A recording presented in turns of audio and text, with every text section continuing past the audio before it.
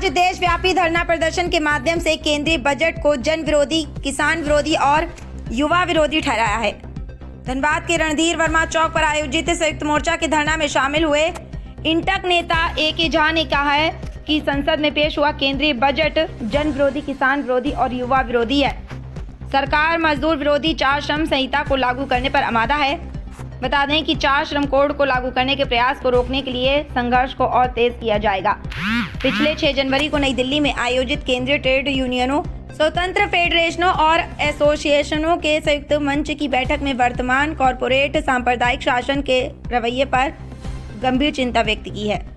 सत्तारूढ़ गठबंधन और अपने तीसरे कार्यकाल में भी अपनी जन विरोधी और मजदूर विरोधी नीतियों को जारी रखे हुए हैं, जिससे एक तरफ जनता पर तकलीफों, छटनी बेरोजगारी तथा बढ़ती गरीबी का असहनीय बोझ बढ़ रहा है, वहीं दूसरी ओर जनता के विरोध और असहमति के संवैधानिक और लोकतांत्रिक अधिकारों पर अंकुश लगाया जा रहा है। संविधान और उससे जुड़ी संस्थाओं और मूल्यों पर लगातार हमला किया जा रहा है। सरकार निजीकरण, विनिवेश और सार्वजनिक उपक्रमों की बिक्री की अपनी नीतियों को जारी रखे हुए है। आज धरना के उपरांत मांगों को लेकर उपायुक्त के माध्यम से राष्ट्रपति को ज्ञापन सौंपा जाएगा। 6 जनवरी को दिल्ली में सभी केंद्रीय श्रमिक संगठनों का 10 केंद्रीय श्रमिक संगठनों की संयुक्त बैठक में यह फैसला लिया गया था कि वर्तमान भाजपा सरकार जो एनडीए गवर्नमेंट है, ये सरकार जन विरोधी, मजदूर विरोधी और किसान विरोधी है और इनके हकों को, इनके अधिकारों को, इनके सवालों को दबा रही है। बजट में जो बजट आया है देश के सामने, इस बजट में भी मजदूर पब्लिक सेक्टर के खिलाफ, पब्लिक सेक्टर को कमजोर करने की कोशिश की गई है। सार्वजनिक प्रतिष्ठान जहां से मजदूरों के रोजगार का अवसर पैदा होता है, आजादी के बाद पंडित नेहरू से लेकर डॉक्टर मनमोहन सिंह तक जितने प्रधानमंत्री हुए, उन्होंने देश में सार्वजनिक प्रतिष्ठानों का निर्माण किया ताकि इस देश की सबसे बड़ी समस्या पेट की समस्या रही, भूखमरी की समस्या रही और उस समस्या का समाधान यही था कि बड़े बड़े कल कारखाने, उद्योग स्थापित किए जाएं जिससे मजदूर, किसानों के बाल बच्चे, नौजवानों को नौकरी मिल सके। लेकिन ये सरकार देश को पूंजीपतियों के हवाले कर रही है, देश पूंजीपतियों की नीति के अनुसार चल रही है और बड़े बड़े पब्लिक सेक्टर जो देश के राजस्व को बढ़ाने का काम करता है, मैं कोल इंडिया लिमिटेड की बात करता हूँ। कोल इंडिया लिमिटेड में 1-2 करोड़ नहीं, 65,000 करोड़ रुपया भारत के राजस्व के रूप में दिया और हर संकट की घड़ी में कोल इंडिया लिमिटेड और मजदूर खड़ा रहा। इंदिरा जी के एक दस्तखत से 7.5 लाख लोगों को रोजगार मिला था। आज कोल इंडिया में मात्र 1.5 लाख लोग, 2 लाख लोग काम कर रहे हैं।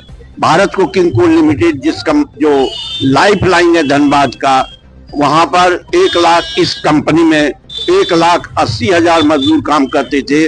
आज 32-33 हजार मजदूर काम करने के लिए, रोजगार के सारे दरवाजे बंद कर दिए गए हैं।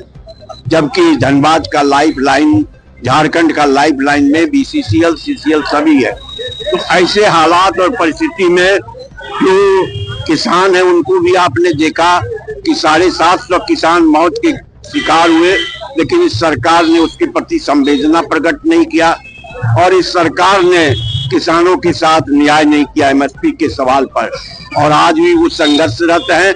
हमारे सामने इस सरकार ने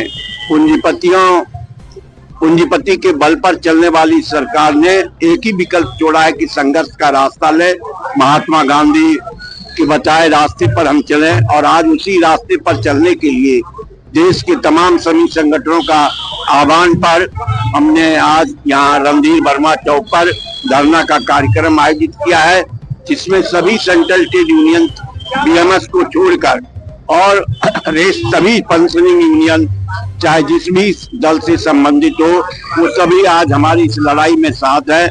ये हमारा इस देश की सरकार की जो एंटी लेबर पॉलिसी है, लेबर कोड, लेबर कानून जो मजदूरों के हित में था उसको बदल दिया गया, 4 लेबर कोड कर दिया गया।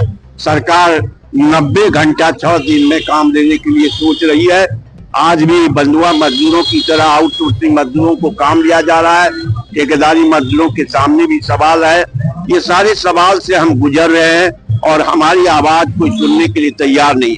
ऐसे हालात में हम आज अपनी आवाज सड़कों पर, जब संसद में जब सरकार आपकी आवाज ना सुने तो हम अपनी आवाज सड़कों पर उठाने का काम गांधी के बताए रास्ते पर चलकर करते हैं और उसी के सिलसिले में आज हमारा ये कार्यक्रम।